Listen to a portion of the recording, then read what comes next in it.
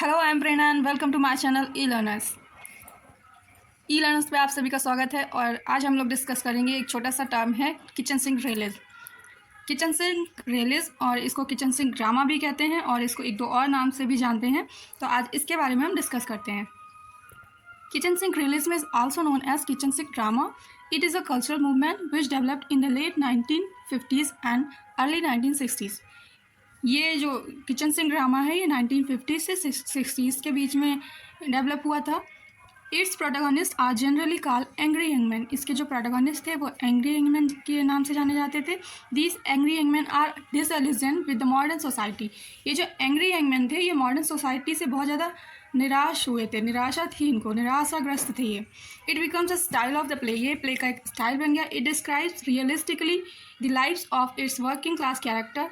It's example is Osborne's look back in anger. तो अब हम इसको हिंदी में आसान शब्दों में समझ लेते हैं।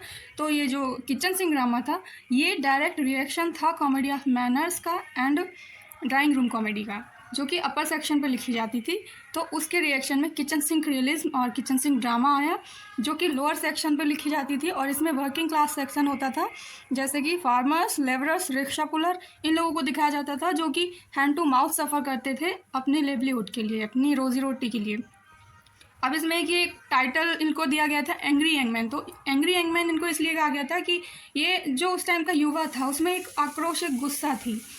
उसकी वजह ये थी कि ये जो मॉडर्न सोसाइटी थी ये उससे बहुत ज़्यादा निराश थे, क्योंकि वो इनको सपोर्ट नहीं कर रही थी। उसमें जो अपर सेक्शन था, जो एलिट सेक्शन था, वो हमेशा ही जो ये लेबर होते थे इनका, या जो भी वर्किंग क्लास सेक्शन होता था, लोअर सेक्शन होता था, इसका हम हमेशा ही शोषण किया करते थे। इसलिए से इनमें एक गुस्सा भरी रहती थी, एक आक्रोश रहता था।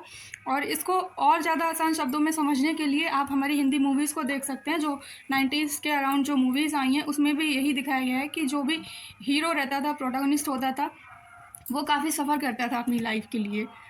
तो उसको वहाँ पे बहुत अच्छे से दिखाया जाता है, प्रैक्टिकली आप उसको देख के समझ सकते हैं। तो बस ये इसमें इतना ही है, एक छोटा सा टर्म है, इसमें बस इतना ही है कि जो भी हमारे लेबरर्स हैं, रिक्शा पुलर्स हैं, फार्मर्स हैं, जो भी वर्किंग सेक्शन में हैं, उनको दिखाया जाता है, उनके स्ट्रगल को दिखाया जाता है और वो उनमें जो आक्रोश है उसको दिखाया जाता है। और इसको एक दो और टाइटल दिए गए हैं, वो है soup drama and barley drama. तो किचन सिंक ड्रामा को सूप ड्रामा और बार्ली ड्रामा भी कहा जाता है। आज के लिए इतना ही। आई होप आपको ये टॉपिक अच्छा लगा होगा, ये टर्म समझ में अच्छे से आ गया होगा। And thank for watching.